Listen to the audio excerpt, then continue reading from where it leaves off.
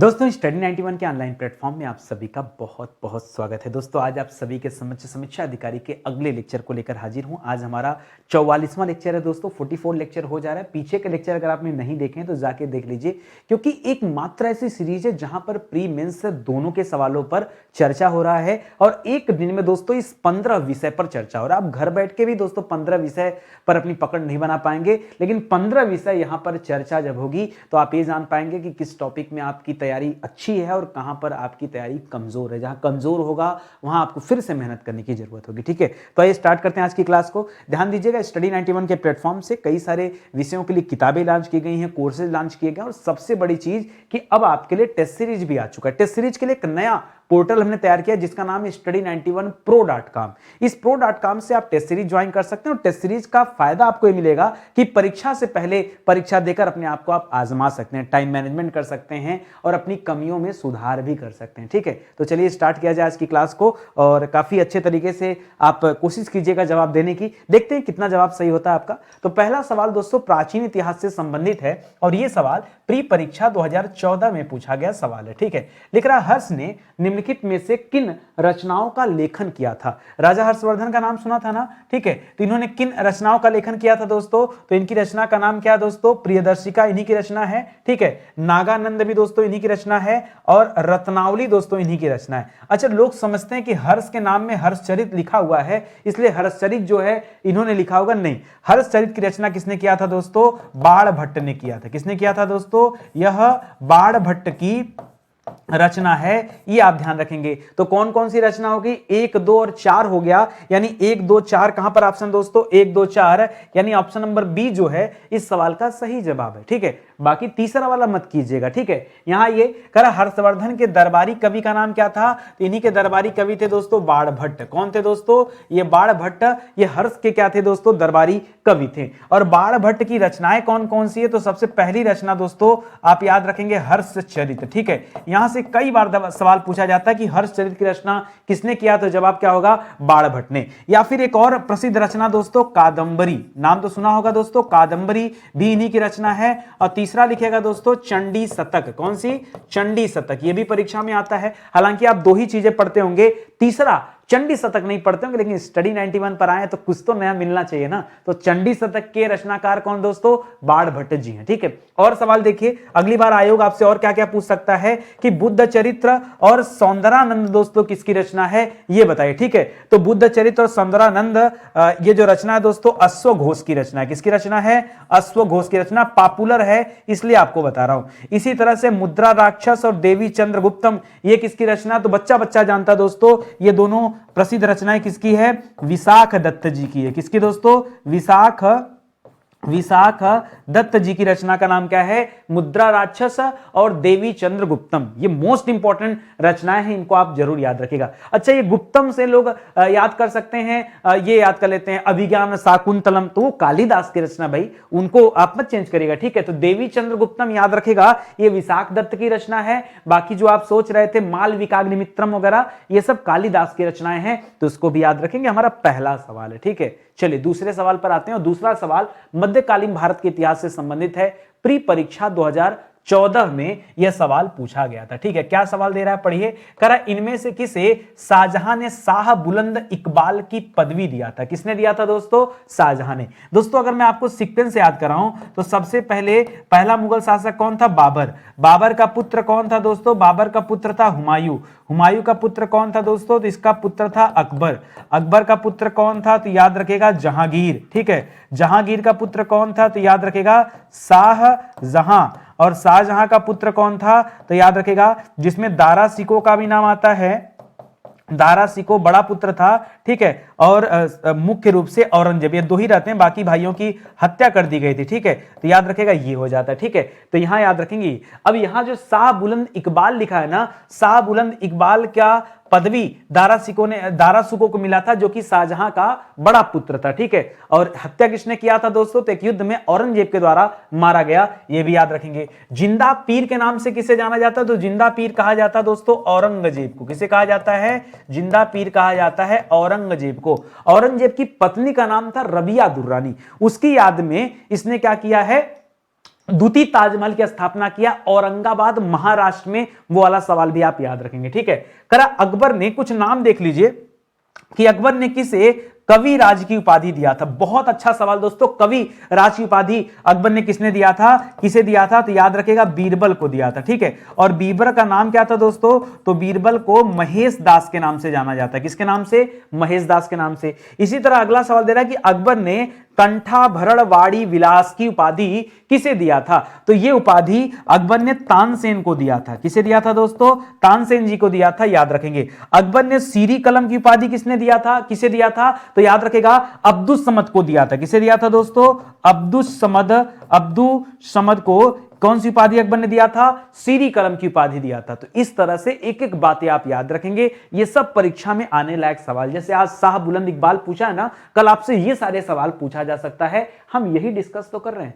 हम केवल ये पढ़ने नहीं है कि प्रीवियस ईयर पेपर में आपसे क्या पूछा गया, हम ये भी देखने आए हैं कि अगली बार आपसे कौन कौन से सवाल पूछे जा सकते हैं। हम उन पर भी चर्चा कर रहे हैं, ठीक है। चलिए आगे बढ़ते हैं। अगला सवाल दोस्तों मॉडर्न हिस्ट्री का सवाल है और यह सवाल मेंस एग्जाम में पूछा गया, तो बड़ा सोच समझ के आप जवाब दीजिएगा। मेंस एग्जाम 2016 में यह सवाल पूछा गया कि सविनय अवज्ञा आंदोलन, आहा सर, सविनय अवज्ञा आंदोलन जो महात्मा गांधी जी ने चलाया था। देखिए सबसे पहले महात्मा गांधी जी ने तो असहयोग आंदोलन चलाया। सविनय अवज्ञा आंदोलन जिसमें दांडी मार्च वगैरह किया गया, तो 1930 वाला आंदोलन है। लिख रहा है उसके संदर्भ में कौन सा कथन सही है, आपको यह बताना है। लिख रहा महात्मा गांधी को नमक कानून तोड़ने के विरोध में सजा नहीं दी गई। नहीं भाई, ऐसा नहीं है, उन्हें गिरफ्तार भी किया गया था और सजा भी दिया गया था। तो ये जो पहला कथन दोस्तों ये तो असत्य है, ठीक है। दूसरा लिख रहा है मदन मोहन मालवीय, देवदास गांधी और के एम मुंशी, के एस मुंशी नहीं दोस्तों, के एम मुंशी, ठीक है। के एम मुंशी को नमक कानून तोड़ने पर सजा दी गई थी। जी हां, ये लोग मदद किए थे महात्मा गांधी जी का, इसलिए दोस्तों इनको भी सजा मिली थी। तो याद रखेगा यहां पर आपका कौन सा उत्तर सही हो जाएगा? ऑप्शन नंबर 2 सही हो जाएगा। केवल 2 सही है, पहला वाला दोस्तों गलत है, क्योंकि यहां लिखा है सजा नहीं दी गई थी जबकि गिरफ्तारी हुई थी, ठीक है, याद रखेंगे। अच्छा, सवाल यह आता है कि नमक सत्याग्रह कब प्रारंभ किया गया, उसको स्टार्ट कब किया गया, ठीक है। तो डेट दोस्तों हमेशा आपसे परीक्षा में पूछता है, ठीक है। तो याद रखेगा 12 मार्च 1930 को यह नमक सत्याग्रह क्या हुआ था दोस्तों? शुरू हुआ था। क्या हुआ था? शुरू हुआ था। और कभी कभी परीक्षा में अंत भी पूछ लेता है, तो अंत याद रखेगा 6 अप्रैल को। 12 मार्च को शुरू हुआ है और 6 अप्रैल 1930 को क्या हुआ दोस्तों? इसका अंत हुआ। ये दोनों अलग अलग सवाल कभी कभी कूट में दे देता है, तो उस तरह से पूछता है। अगला सवाल, नमक सत्याग्रह की शुरुआत किया किसने किया दोस्तों? तो नमक सत्याग्रह भारत में महात्मा गांधी जी ने शुरू किया था। किसने शुरू किया था? महात्मा गांधी जी। और उनके साथ दोस्तों 78 अन्य लोग थे। क्या थे दोस्तों? 78 अन्य लोग थे। कहा जाता है लगभग 80, लेकिन एग्जैक्ट जो आंकड़ा दोस्तों वो ये है, ठीक है। और कहां से कहां तक अगर पूछा जाए, कहां से कहां तक दोस्तों, तो याद रखेगा आपने साबरमती का नाम सुना होगा ना, साबरमती, ठीक है। साबरमती आश्रम से यह नमक आंदोलन शुरू किया गया और कहां जाके समाप्त किया गया? तो दांडी नामक जगह पे समाप्त किया गया। इसीलिए इसे दांडी मार्च भी कहा जाता है। क्या कहा जाता है? दांडी मार्च। इसीलिए इस नमक सत्याग्रह को क्या नाम दिया जाता है? दांडी मार्च कहा जाता है, ठीक है। क्यों? क्योंकि दोस्तों ये दांडी तक यह मार्च हुआ था, यानी पैदल यात्रा हुई थी, पद यात्रा हुई थी, यह आप याद रखेंगे, ठीक है। एक चीज और दोस्तों, नमक सत्याग्रह का उद्देश्य क्या था? तो याद रखेगा, देखिए उस समय की जो ब्रिटिश सरकार थी ना, वो नमक नहीं बनाने देती, जबकि नमक सबके खाने में एक अनिवार्य पदार्थ है, आप मान सकते हैं। उसके बिना खाने का जो मतलब कोई मतलब ही नहीं रहेगा। अगर खाने में नमक ना हो तो फिर टेस्ट ही नहीं रहेगा। लेकिन ब्रिटिश जो थे ना, वो नमक बनाने का अधिकार भारतीयों को नहीं दिए थे। इसीलिए दोस्तों यहां इसका उद्देश्य क्या था कि नमक कानून को तोड़ना, नमक बना करके नमक कानून को तोड़ना, ठीक है। तो क्या उद्देश्य था दोस्तों? नमक बनाकर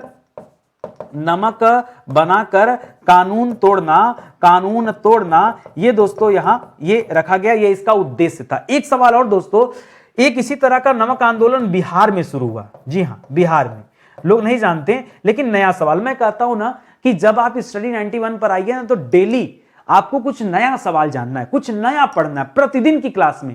मैंने हमेशा कोशिश किया है कि आपको हर सवाल में कुछ ना कुछ नया मिले।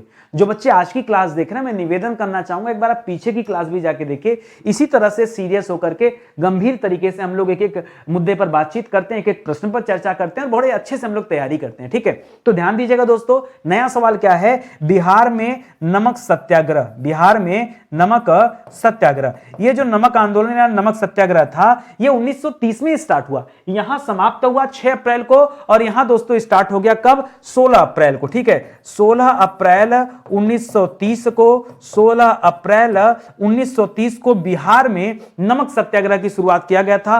कहां पर दोस्तों? बिहार में कहां पर? तो बिहार में 2 ऐसे लोकेशन थे, एक तो है चंपारण, चंपारण, दूसरा था दोस्तों सारण, चंपारण और सारण, याद रखेंगे।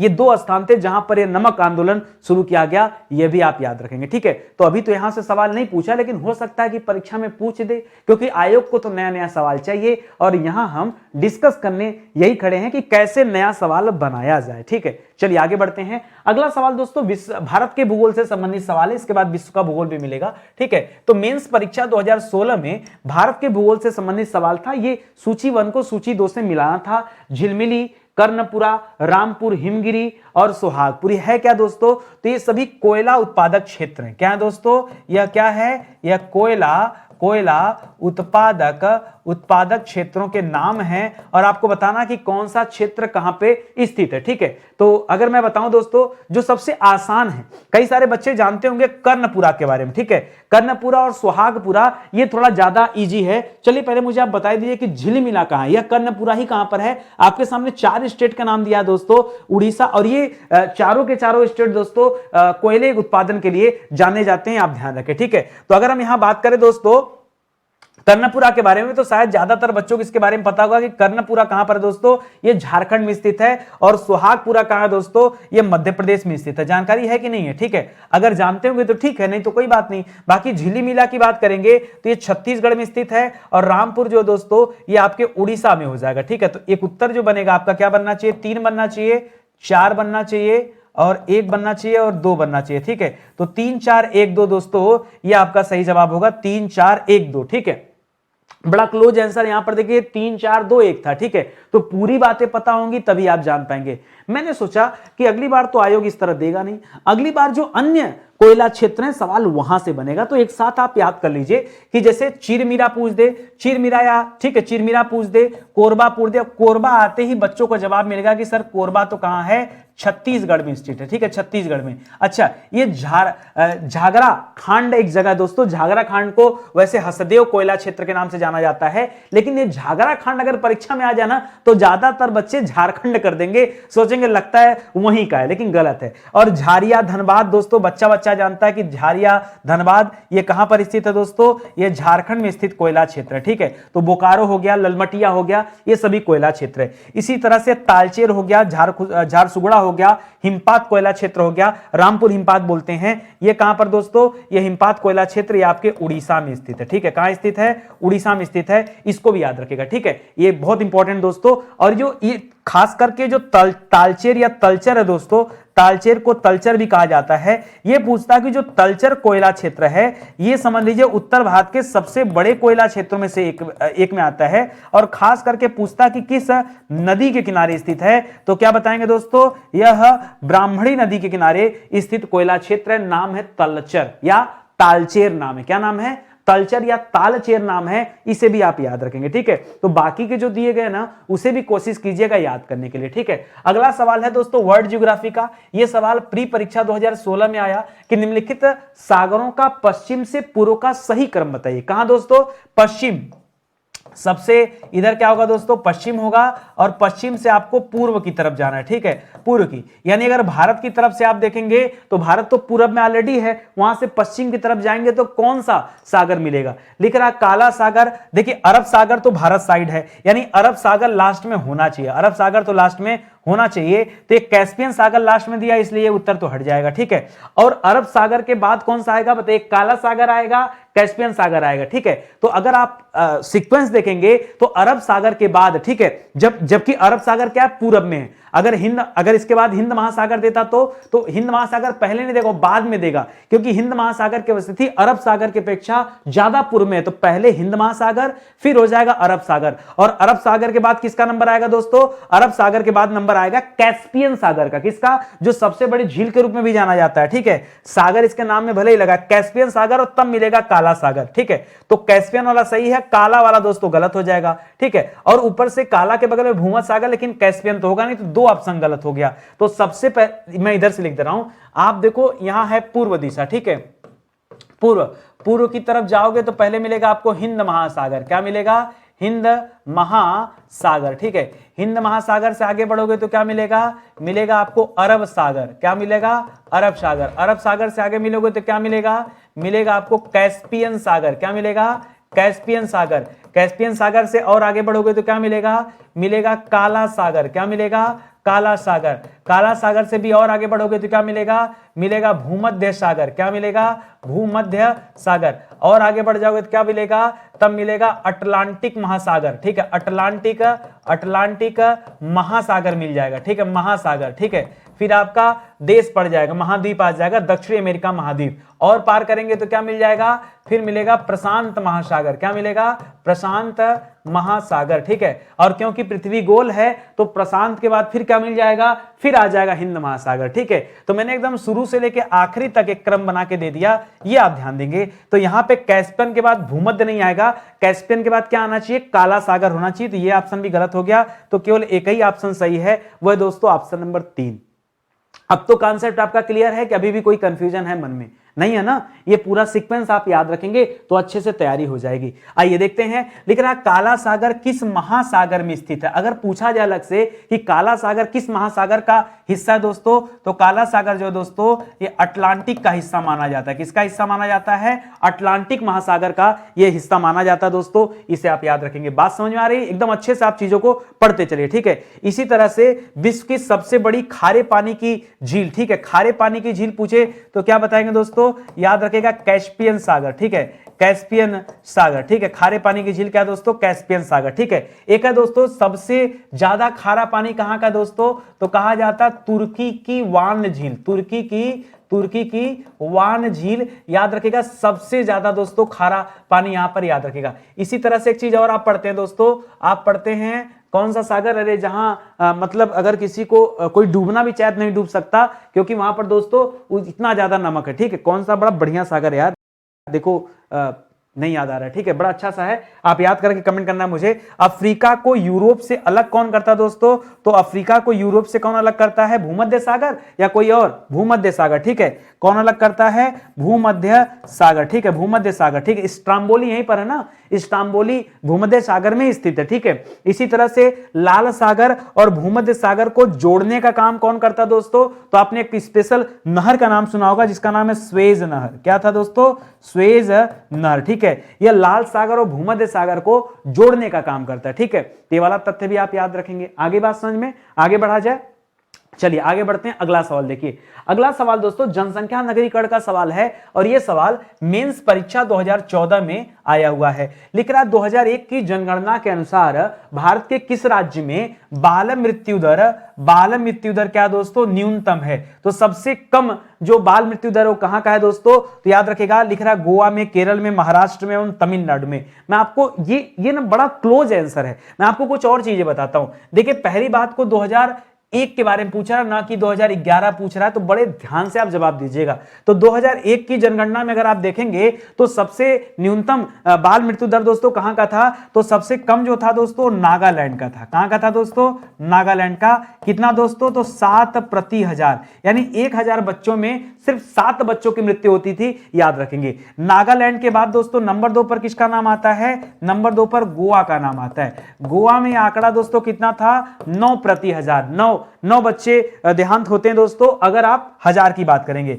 और तीसरे नंबर पे दोस्तों केरल। अगर मैं ये चीज आपको न समझाऊं ना, ठीक है, अच्छा केरल में कितना दोस्तों, तो जैसे यहाँ का 9 है, बस केरल एक ज्यादा है, 10 प्रति हजार, ठीक है, तो याद रखेंगे 10 प्रति हजार। तो यहाँ पे बहुत सारे बच्चे केरल जवाब देने वाले थे, जबकि गलत जवाब है, ठीक है। गोवा याद रखेंगे, वैसे गोवा सेकंड नंबर पे आता है और केरल जो होता है थर्ड नंबर पे आता है। अगर यहाँ पर आपको मैं नागालैंड नहीं बताता ना तो गलती कर देते। एक चीज और नागालैंड के बारे में याद रखेगा, नागालैंड के बारे में 2011 की जनगणना से संबंधित, ठीक है, एक बहुत स्पेशल आंकड़ा है जो परीक्षा में बार बार आता है, ठीक है, याद रखेगा, न्यूनतम जनसंख्या वृद्धि दर, ठीक है, न्यूनतम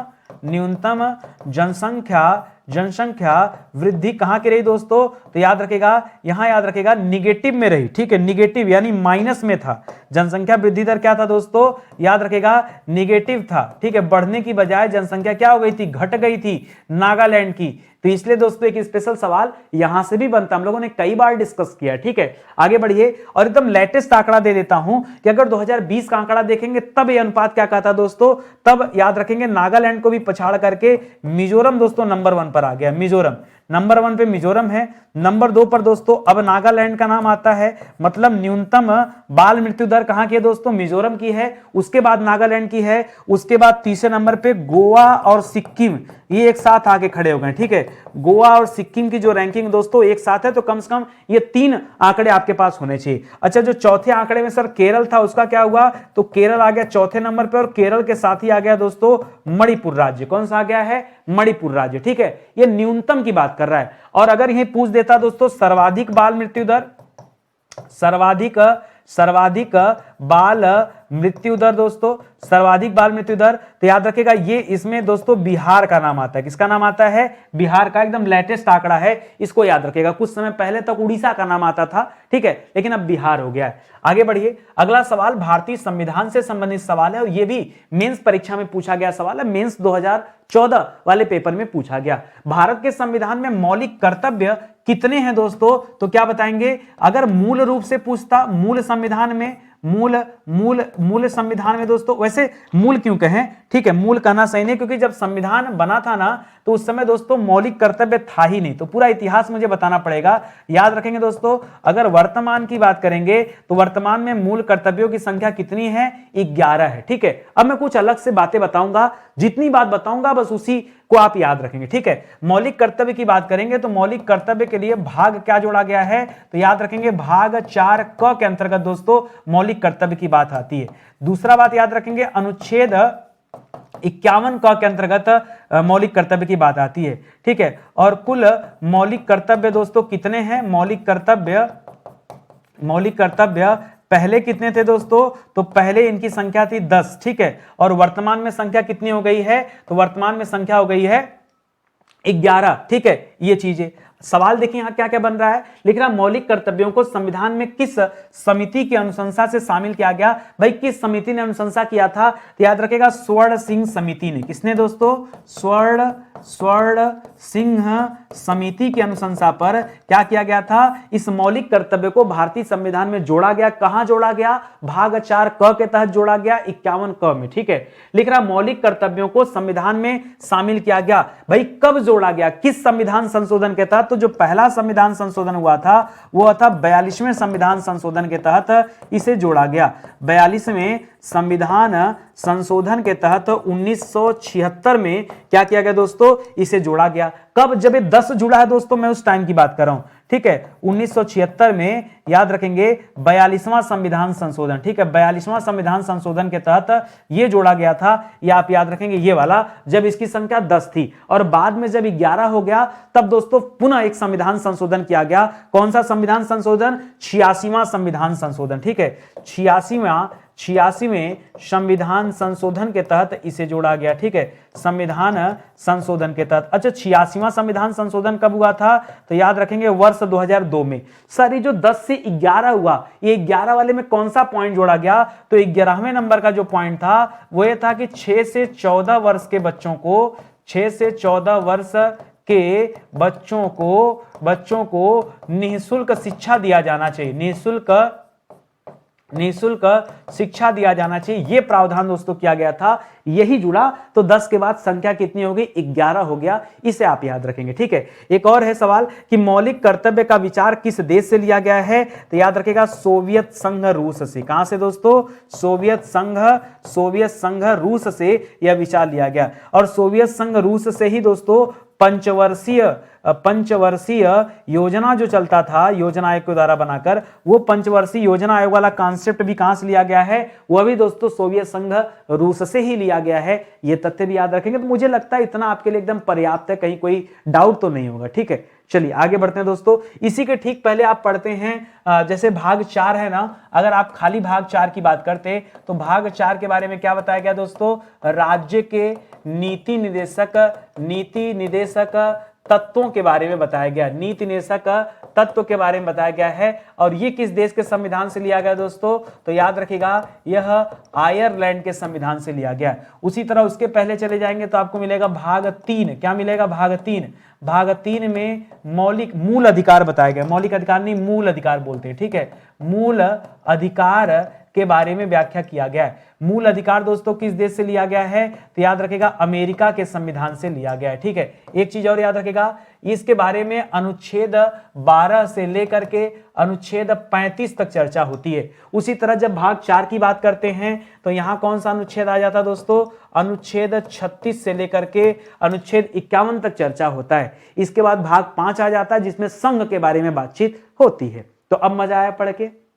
ये स्टडी 91 पे ना इतना बेहतरीन तरीके से पढ़ाया जाता है कि हमेशा चीजें याद होती रहती। अच्छा, तमाम बच्चों ने मैसेज किया कि सर ये वाली क्लास जब आपकी समाप्त हो जाए, क्योंकि मैंने कहा था कि ये 50 नंबर तक आपकी क्लास चलेगी, उसके बाद ये क्लास समाप्त हो जाएगी, तो 50-51 जो भी चलेगा, जहां तक भी संभव हो पाएगा मैं लेके चलूंगा आपको, ठीक है। उसके बाद सर आप ना सिविल के लिए क्लास दीजिएगा इसी तरीके से, तो मेरी पूरी कोशिश रहेगी। लेकिन कब, जब आप हमें सहयोग देंगे तब। और सहयोग कोई मैं पैसे से सहयोग तो मांग नहीं रहा हूं, मैं कह रहा हूं आप आइए वीडियो देखिए, अगर क्वालिटी हो और आपके अंदर सुधार हो, आपको पढ़ने से ज्ञान मिले, आपको ऐसा महसूस हो कि नहीं जो नितिन सर पढ़ा रहे हैं टेक्निक सही है, हमें हमारे लिए कारगर सिद्ध होगी, तो दोस्तों फिर आप वीडियो को देखिए। क्या दिक्कत है, मैं आपसे कोई प्रॉमिस तो लेता हूं, आप आइए तो शेयर ही करिए। अरे भाई इच्छा है लाइक करने का तो कर दीजिए, नहीं लाइक करने की इच्छा तो जबरदस्ती तो मैं कह नहीं रहा हूं, या कमेंट करने के लिए जबरदस्ती तो कह नहीं रहा हूं। आपके मन में अगर भावना आए कि नितिन सर के लिए 2 शब्द हमें लिखना चाहिए तो लिखिए,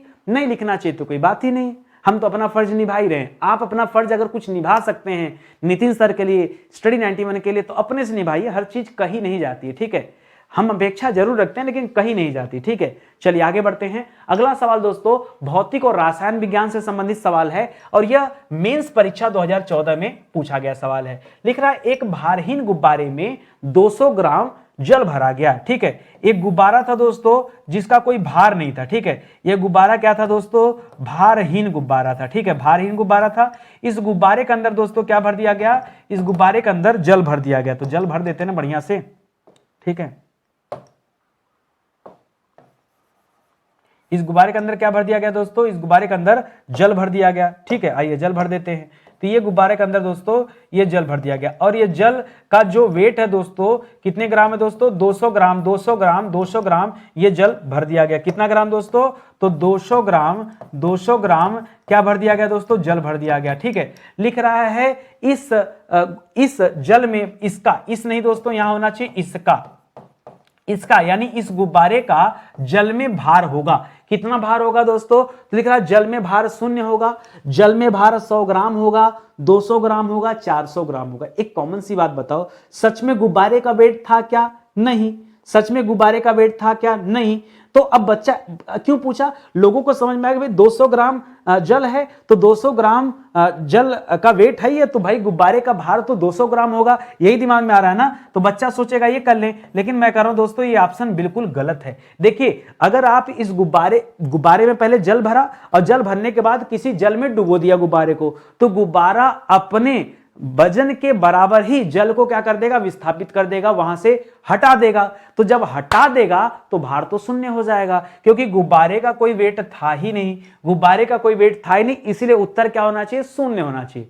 अगर आप कॉन्सेप्ट समझोगे तब समझ में आएगा। यहां क्या था दोस्तों, यहां सीधे सीधे बताया गया कि यहां पर एक वो रखा गया, ठीक है। यहां पर दोस्तों एक क्या है, एक टब रखा हुआ है, इस टब में पहले से जल भरा हुआ है, इस टब में पहले से जल भरा हुआ था। अब जब जल भरा हुआ था दोस्तों, तो गुब्बारा जब इसमें डुबोगे तो ये पानी क्या कर देगा, विस्थापित कर देगा, विस्थापित हो जाएगा पानी। यही तो कहता दोस्तों आर्किमिडीज का सिद्धांत। आर्किमिडीज का जो सिद्धांत तो क्या कहता है कि इसके बराबर ही जल विस्थापित हो जाएगा तो इसका भार शून्य हो जाएगा। अगर गुब्बारे का कोई भार होता, मान लीजिए, माना कि गुब्बारे का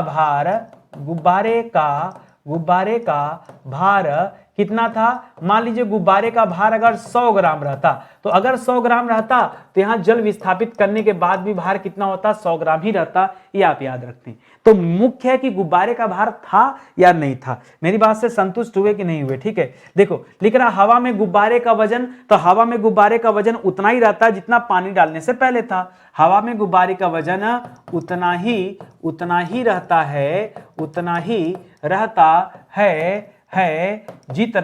जितना कि पानी डालने से पहले था, पानी डालने से पहले था। ठीक है, ये तो मैं आपको समझाना चाह रहा हूं। ठीक है, कि पानी डालने से पहले शून्य था तो अभी भी शून्य रहेगा। अगर पानी डालने से पहले गुब्बारे का वजन 100 ग्राम होता तो बाद में भी 100 ग्राम होता। यही आपको ध्यान देना है। ठीक है, तो इसको याद रखेंगे। बाकी मुझे लगता है कि आप अच्छे से समझ गए होंगे।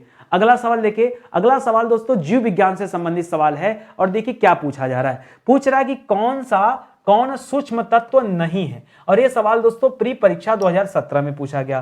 कौन सा सूक्ष्म तत्व नहीं है यह बताना है। लिख रहा है लोहा हो गया, जस्ता हो गया, गंधक हो गया या फिर मैग्नीज हो गया। तो कौन सा नहीं दोस्तों, क्या करेंगे? अच्छा सूक्ष्म, अरे यार दिमाग में जा रहा था सूक्ष्म तत्व कौन सा है, पूछा कौन सा नहीं है। याद रखेगा दोस्तों गंधक जो होता है सूक्ष्म तत्व नहीं है। अच्छा, गंधक जब तक बोला जाता है आप कंफ्यूज रहते हैं। गंधक का दूसरा नाम जानते हैं आप सभी ना, क्या नाम दोस्तों? गंधक सल्फर को कहा जाता है। किसे कहा जाता है? सल्फर को कहा जाता है। और सल्फर को यस से डिनोट किया जाता है। अच्छा, पौधों के लिए अति सूक्ष्म पोषक तत्व कौन कौन से होते हैं दोस्तों? अगर कभी परीक्षा में पूछे तो बताएंगे क्या? ये जो लिखा है ना लोहा, ये जो लिखा है जस्ता, ये जो लिखा है मैग्नीज। ठीक है, लोहा हो गया, जस्ता हो गया, मैग्नीज। सर इतना ही बताएंगे? नहीं भाई, और लिख लो, क्लोरीन लिख लो, कॉपर लिख लो, क्लोरीन लिख लो, कॉपर लिख लो, बोरान लिख लो। ठीक है, बोरान लिख लो। अब तो खुश हो गए, बोरान। ये सभी क्या होता है दोस्तों? ये पौधों के लिए अति सूक्ष्म तत्व होते हैं,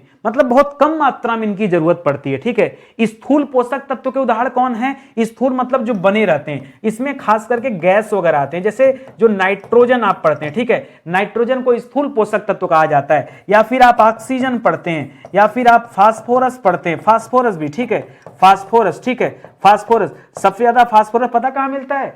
सूरन की सब्जी खाया है? ठीक है, नहीं खाओगे तो किसका जन्म होता है दोस्तों? छछुंदर का। ठीक है, वही वाला है, तो याद रखिएगा फास्फोरस वहां पे। ठीक है, बाकी और भी है, जैसे कैल्शियम ये स्थूल सूक्ष्म तत्व कहे जाते हैं। कैल्शियम हो गया, ठीक है, हड्डी मजबूत होती है। और क्या दोस्तों? मैग्नीशियम हो गया, और कुछ बचा है? Nitrogen, oxygen, phosphorus, calcium, magnesium, और क्या? ठीक है, सल्फर को भी यहां रखा जाता है, सल्फर। इन सभी को स्थूल पोषक तत्व के नाम से जाना जाता है। ठीक है, स्थूल। ठीक है, इसको भी याद रखेंगे। चलिए आगे बढ़ते हैं। स्टडी 91 के प्लेटफॉर्म से दोस्तों आप सभी के लिए टेस्ट सीरीज लॉन्च किया गया। हर एक एग्जाम के लिए दोस्तों हमारे पास टेस्ट सीरीज अवेलेबल है, चाहे आप किसी भी परीक्षा की तैयारी कर रहे हो। देखिए, टेस्ट सीरीज से फायदा क्या है पहले ये समझिए। टेस्ट सीरीज ना बहुत ज्यादा कुछ नहीं करती है, सिर्फ 2 बड़े काम करते हैं और वो बहुत जरूरी है। पहला, टाइम मैनेजमेंट। क्या है ना कि अगर आपको दिन भर का समय दे दिया जाए एक पेपर हल करने के लिए, तो मुझे लगता है कि 50-60% बच्चे और ज्यादा हल कर सकते हैं। ठीक है, मान लीजिए एक परीक्षा में केवल 100 बच्चे पास होते हैं, 500 बच्चे बैठे थे और मान लो 300 बच्चे पास होते हैं। ठीक है, तो अगर उन्हें दिन भर का समय दे दिया जाए तो ये आंकड़ा बढ़ के 450 तक चला जाएगा ना। ये मैं समझाना चाह रहा हूं। क्यों? दिन भर का समय मिल गया, खूब सोचते सोचते कर लिया, लेकिन इतना समय मिलता थोड़े। अरे भैया, क्रिकेट में भी एकदम टाइम बाउंड होता है कि इतने समय में मैच खत्म कर देना है। चेस में भी टाइम का बाउंडेशन होता है, मतलब एक एक खेल में टाइम का बाउंडेशन है। तो फिर तो आप परीक्षा दे रहे हो, यहाँ टाइम का बाउंडेशन नहीं है क्या?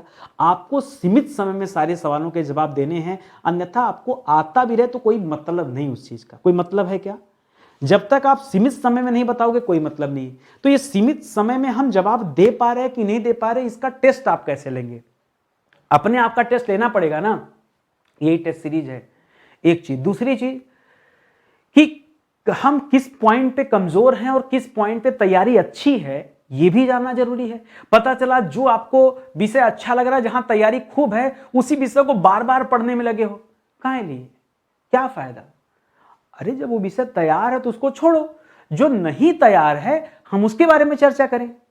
गलत कर रहा हूं, इसलिए टेस्ट सीरीज जरूरी है। तो आप आइए, मार्केट में और भी बहुत सारे टेस्ट सीरीज अवेलेबल हैं, बट स्टडी 91 भी पहली बार अगर टेस्ट सीरीज लेकर आया है तो आप ज्वाइन कर सकते हैं। एक बार मौका दीजिए, जुड़िए हमारे साथ और देखिए टेस्ट सीरीज कैसा है। यहाँ पे दोस्तों आपको मॉक टेस्ट मिल जाएगा, previous year paper, sectional test और करंट अफेयर, सब कुछ दोस्तों एक ही जगह पे मिल रहा है और हर एक एग्जाम के लिए टेस्ट सीरीज अवेलेबल है। तो इससे बेहतर मुझे नहीं लगता कि आपके लिए कुछ और होगा। बाकी हमारी किताबें भी हैं, कोर्सेज भी हैं, YouTube पे भी इतनी अच्छी क्लासेस चल रही हैं, आप जान ही रहे हैं। ठीक है, आगे बढ़िए। आरओ प्री परीक्षा 2016 में इकोनॉमिक्स विषय से सवाल दिया कि वर्ष 2015-16 में भारत का कौन सा राज्य गेहूं का सबसे बड़ा उत्पादक राज्य था। ठीक है, तो देखो इसमें तो एक ही नाम आता है दोस्तों गेहूं के उत्पादन में। नंबर 1 पर कौन दोस्तों, याद रखेगा नंबर 1 पर कौन सा राज्य है, तो याद रखेगा उत्तर प्रदेश। पंजाब आप जवाब तब दीजिएगा जब कभी आपसे पूछ दे प्रति हेक्टेयर, क्या पूछ दे दोस्तों, प्रति हेक्टेयर गेहूं या चावल का सर्वाधिक उत्पादन कौन करता है दोस्तों, प्रति हेक्टेयर पूछेगा तब बताएंगे। प्रति हेक्टेयर के मामले में नंबर 1 पर कौन दोस्तों, पंजाब है। लेकिन यहां प्रति हेक्टेयर जैसा कुछ पूछा नहीं, तो सिंपल सा जवाब आप उत्तर प्रदेश दीजिए। सर्वाधिक गेहूं उत्पादक राज्य पूछेगा तो किसका नाम आएगा, नंबर 1 पर पूछेगा तो बताएगा दोस्तों उत्तर प्रदेश का नाम आता है। नंबर 2 पर पूछेगा तो अगर प्रति हेक्टेयर नहीं भी दिया है तो भी पंजाब का नाम दोस्तों दूसरे नंबर पे आता है। तीसरे नंबर पे जाके हरियाणा का नाम आता है, हरियाणा के लोग भी खूब खेती वगैरह करते हैं, तो तीसरा राज्य है। गेहूं का सबसे बड़ा उत्पादक देश कौन सा है दोस्तों, तो देश की बात करेंगे तो गेहूं का सबसे ज्यादा उत्पादन करता है कौन, याद रखेंगे चीन देश करता है। अच्छा, गेहूं किस कुल का पौधा है, ठीक है, ये बड़ा अच्छा सवाल दे दिया, किस कुल का पौधा है, तो याद रखेगा गेहूं जो है ना एक ग्रैमिनी कुल का पौधा है। किस कुल का दोस्तों, ग्रैमिनी कुल का पौधा है। और गेहूं का वैज्ञानिक नाम क्या है, चाहे गेहूं पूछ दे और कल को आपसे रोटी भी पूछ देना तो रोटी का भी वैज्ञानिक नाम यही होता है, आप ध्यान रखेंगे। क्या नाम दोस्तों, ट्रिटिकम एस्टिवम। क्या नाम दोस्तों, ट्रिटिकम एस्टिवम, ठीक है, ट्रिटिकम एस्टिवम, ये दोस्तों इसका वैज्ञानिक नाम है, इसको याद रखेंगे। एक नया सवाल मैं आपसे पूछता हूं कि दोस्तों गेहूं का जनक किसे कहा जाता है, क्या पूछ रहा हूं दोस्तों, गेहूं का जनक किस देश को कहा जाता है, ठीक है, किस देश को कहा जाता है, तो याद रखेगा गेहूं का जनक कहा जाता है तुर्की को, गेहूं का जनक कहा जाता है ईरान को। सबसे पहले जो गेहूं पैदा हुआ था ना वो तुर्की, ईरान, जॉर्डन, सीरिया यहीं पर हुआ था, ठीक है, जॉर्डन सीरिया, ठीक है, यहीं पर दोस्तों गेहूं का उत्पादन सबसे पहले हुआ था, इसलिए इन्हें जनक देश का नाम दिया जाता है। ठीक है, ये आपके लिए बिल्कुल अच्छा सा और नया सवाल होगा, मुझे पता है। ठीक है, अगला सवाल देखिए, अगला सवाल इन्वायरमेंट से संबंधित है और प्री परीक्षा 2016 में पूछा गया सवाल है। लिख रहा प्रकाश संश्लेषण में कौन सा प्रकाश सबसे अधिक प्रभावकारी होता है, सबसे अधिक प्रभावकारी प्रकाश कौन सा दोस्तों, तो याद रखेगा लाल या नीला या हरा या बैगनी। ठीक है, तो हरा कहेंगे दोस्तों सबसे कम प्रभावशाली, ठीक है, सबसे कम प्रभावशाली प्रकाश, ठीक है, कौन सा होता है, तो अगर कम पूछेगा दोस्तों, कम पूछेगा तो क्या बताएंगे, तब आप हरा जवाब दीजिएगा। तो जिस किसी के मन में हरा और बैगनी आ रहा है, ठीक है, वो थोड़ा सा अपने आप को संभाल ले। ये बैगनी आपको क्यों ना आ रहा है दोस्तों, बैगनी को दोस्तों वायलेट कहते हैं और वायलेट में आप दो बातें पढ़ते हैं, क्या पढ़ते हैं दोस्तों, याद रखेगा सबसे कम तरंग दैर्ध्य, सबसे कम तरंग में यहां होगा बिंदी, तरंग दैर्ध्य किसका होता है दोस्तों, याद रखेंगे बैगनी रंग का। यह सबसे अधिक आवृत्ति कहां किसकी होती है दोस्तों, आवृत्ति, तो याद रखेगा वो होता है दोस्तों बैगनी रंग का। ये 2 पॉइंट आप याद रखेगा, इस वजह से बैगनी आपको याद आ रहा है। मुद्दा है लाल या नीला का, ठीक है, तो याद रखिएगा जो जवाब होगा वो लाल प्रकाश होगा। सबसे अधिक प्रभावी कौन है, लाल प्रकाश, नीले से भी ज्यादा, ठीक है। लेकिन एक चीज और याद रखिएगा, नीला में दोस्तों आप पढ़ते एक सवाल पढ़ते हैं ज्योग्राफी में कि पृथ्वी के सबसे सूर्य को छोड़ करके पृथ्वी के सबसे नजदीक तारा कौन सा है, तो सीरियस डार्क स्टार। और सर्वाधिक नीला तारा कौन सा है, तो नीला तारा है रीजल तारा, वो नीला तारा है। नीले रंग में दोस्तों क्या होता है, ताप सबसे ज्यादा होता है, ठीक है, सर्वाधिक सर्वाधिक ताप किसमें होता है दोस्तों? सर्वाधिक ताप होता है नीले रंग में।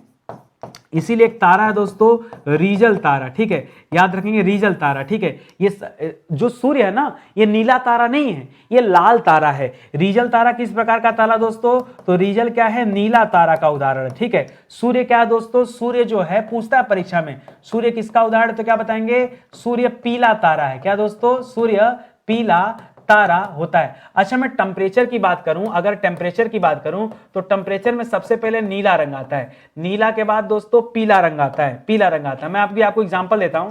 आपके घर में गैस चूल्हा होगा ना, तो कभी जलाते होंगे तो नीला आंच निकलता है, अगर भरा गैस होता तो। जैसे जैसे गैस खाली होने लगता है, फिर उसकी लौ कैसी होती? पीला हो जाती है। पीला के बाद लौ कैसा होता है दोस्तों? लाल हो जाता है, ठीक है। यानी सूर्य अभी पीला तारा है, समय बचा है, कुछ समय बाद सूर्य लाल तारा हो जाएगा और उसके बाद सूर्य समाप्त हो जाएगा। तारों की भी मृत्यु होती है, आपने पढ़ा होगा, ठीक है। चलिए, लिख रहा प्रकाश संश्लेषण द्वारा तीव्र अवशोषण होता है। प्रकाश संश्लेषण द्वारा सबसे तेज अवशोषण किसका होता है? तो दो तरह के प्रकाश का, या तो लाल प्रकाश एवं नीला प्रकाश। लाल प्रकाश एवं नीला प्रकाश का अवशोषण क्या होता है? सबसे तेज होता है। प्रकाश संश्लेषण होता है किसमें होता है दोस्तों? तो याद रखेगा क्लोरोप्लास्ट के माध्यम से, क्लोरोप्लास्ट के माध्यम से किसमें होता है दोस्तों? याद रखेंगे पेड़ पौधों और किसमें दोस्तों? शैवालों में, ठीक है, कुछ विशिष्ट शैवालों में होता है प्रकाश संश्लेषण। प्रकाश संश्लेषण की सबसे कम दर किसमें होती है दोस्तों? तो याद रखेंगे, बता दिया हूं, हरे प्रकाश में क्या होती है? सबसे कम होता है। प्रकाश संश्लेषण में कौन सी गैस आवश्यक है? किस गैस की सबसे ज्यादा जरूरत पड़ती है दोस्तों? तो सबसे ज्यादा जरूरत होता है दोस्तों कार्बन डाइऑक्साइड की, ठीक है। बिना कार्बन डाइऑक्साइड के और बिना प्रकाश की उपस्थिति में पौधे अपना भोजन नहीं तैयार कर सकते, ये आप याद रखें। ऑक्सीजन नहीं, कार्बन डाइऑक्साइड, जल और प्रकाश, ये तीन चीजों की उपस्थिति में पौधे अपना भोजन तैयार करते हैं। आगे देखिए सवाल, अगला सवाल भी पर्यावरण का सवाल है। इसके पहले हम लोग कृषि का सवाल करते थे, लेकिन अब कृषि का सवाल समाप्त हो गया, तो इसीलिए हम लोग लगातार पर्यावरण के सवाल हल कर रहे हैं। और पर्यावरण का सवाल प्री परीक्षा 2016 में पूछा गया। निम्नलिखित में से कौन सा जैव निम्नीकरण है? देखिए, अब यही ध्यान दीजिएगा, बच्चा कंफ्यूज हो जाता है, सोचता है निम्नीकरण में पॉलीथीन कर लें। नहीं, बात सुनो, दो चीजें होती हैं। एक तो होता है दोस्तों जैव निम्नीकरण। निम्नीकरण में दो चीजें होती हैं, ऐसे समझो, निम्नीकरण में दो चीजें होती हैं।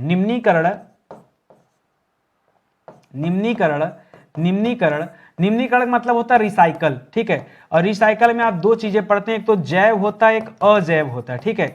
तो दोस्तों यहां जैव पूछ रहा है, मतलब जिसका रिसाइकल संभव हो, जो क्या हो जाए, रिसाइकल हो जाए। तो याद रखेगा रबर है, रबर, ये प्लास्टिक और पॉलीथीन और मरकरी याद रखेगा, यह अजैव के अंतर्गत आते हैं। किसमें आते हैं दोस्तों? यह अजैव निम्नीकरण के अंतर्गत आते हैं, ठीक है। इनका वो नहीं संभव है, तो यहां पर क्या करेंगे दोस्तों? ये करेंगे। लिख रहा है प्राकृतिक प्रक्रिया द्वारा अपघटित हो जाने वाले पदार्थ क्या कहलाते हैं? जो प्राकृतिक प्रक्रिया से स्वतः क्या हो जाए? स्वतः अपघटित हो जाए। क्या हो जाए? स्वतः, ठीक है। पहले उनमें किण्वन होता है, फिर वो अपघटित होकर समाप्त हो जाते हैं, उन्हीं को कहते हैं जैव निम्नीकरण। क्या कहते हैं?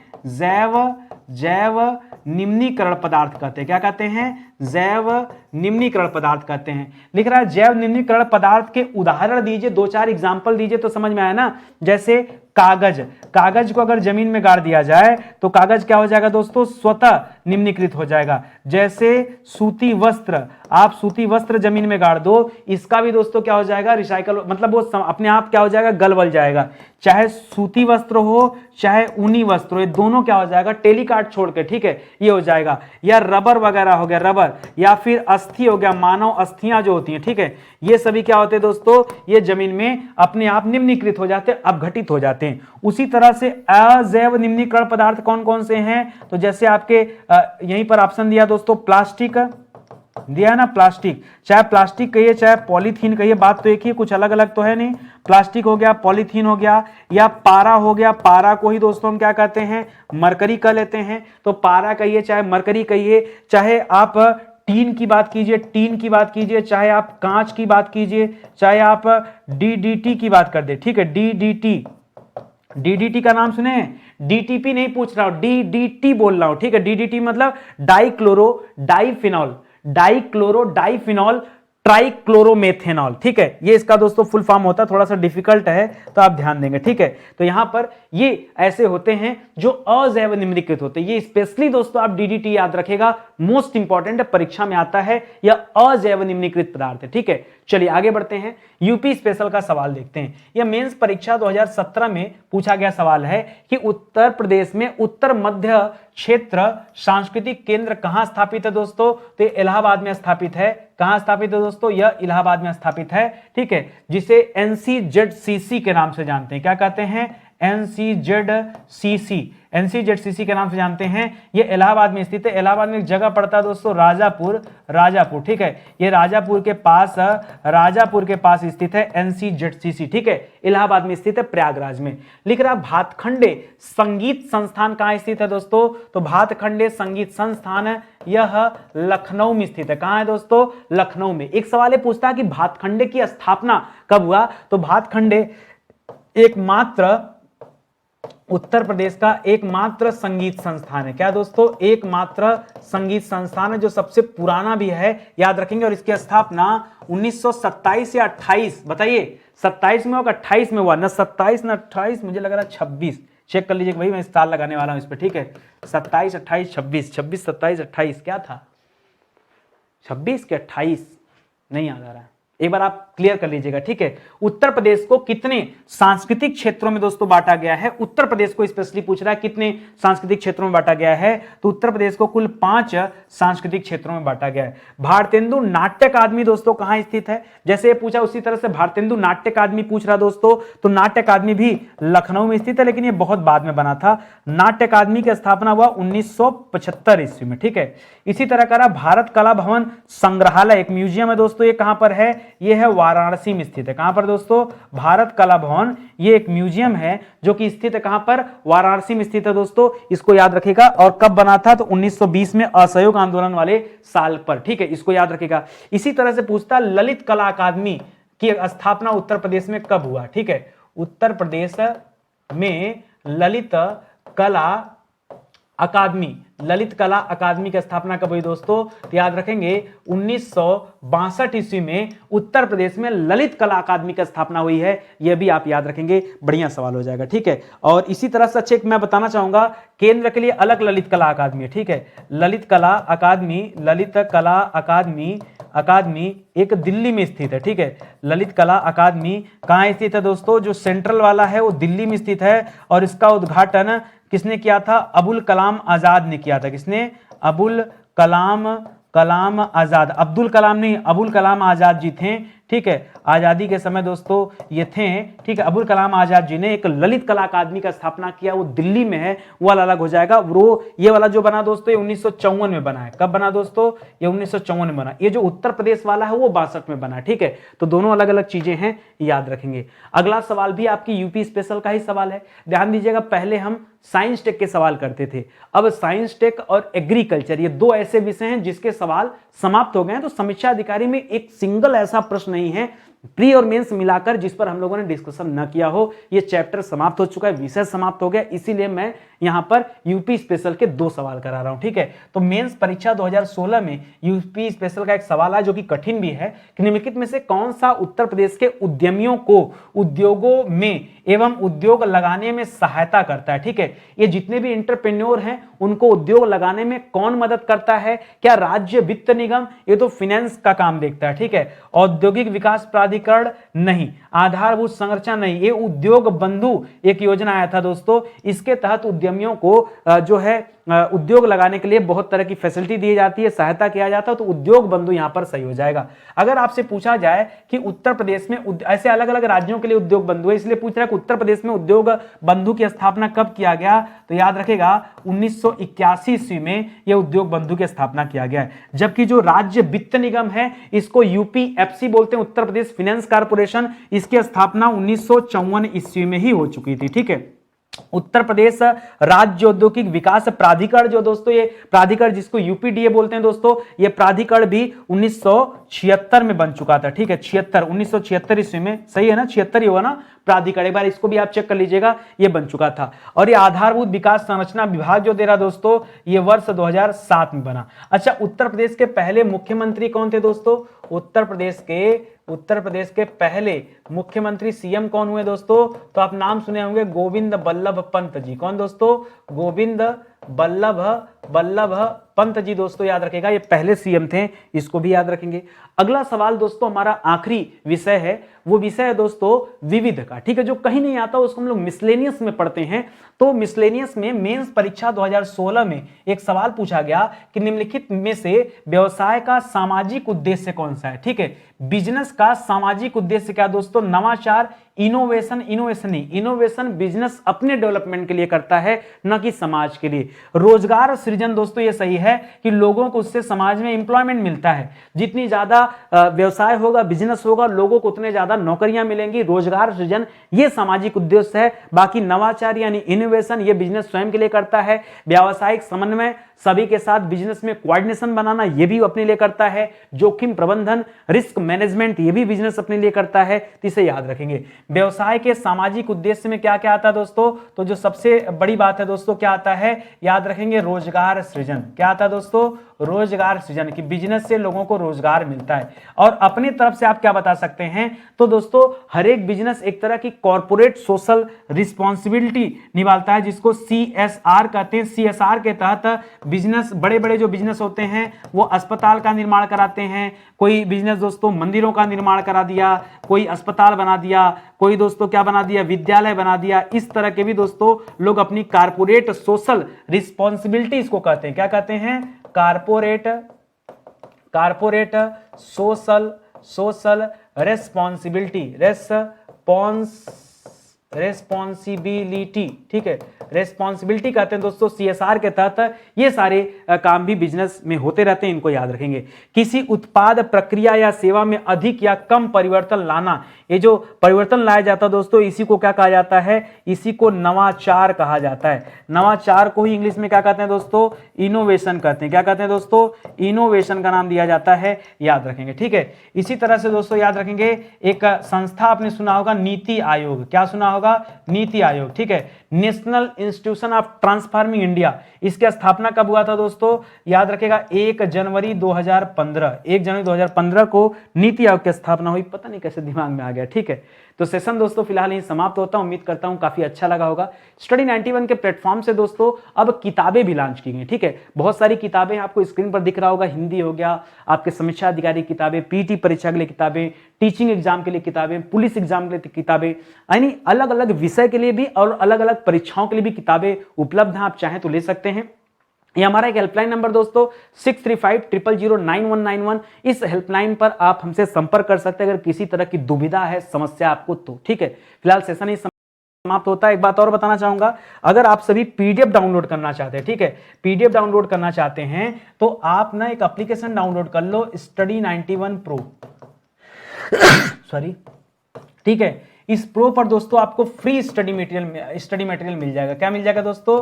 Free material. जो आप चाहते हैं दोस्तों वो सभी आपको कहां अपडेट किए जाते हैं? स्टडी 91 प्रो पे अपडेट किए जाते हैं, तो वहां जाकर आप इसे भी प्राप्त कर सकते हैं, ठीक है। तो फिलहाल सेशन ही समाप्त होता है। मिलते हैं दोस्तों अगले लेक्चर में। तब तक के लिए बहुत बहुत धन्यवाद आपका। अच्छा लगा होगा तो कमेंट कीजिएगा, आपसे निवेदन है शेयर कीजिएगा। आप लोगों की वजह से चैनल यहाँ तक पहुँचा है।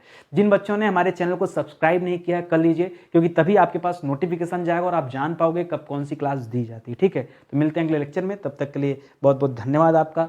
जय हिंद, जय Bharat. Thank you so much.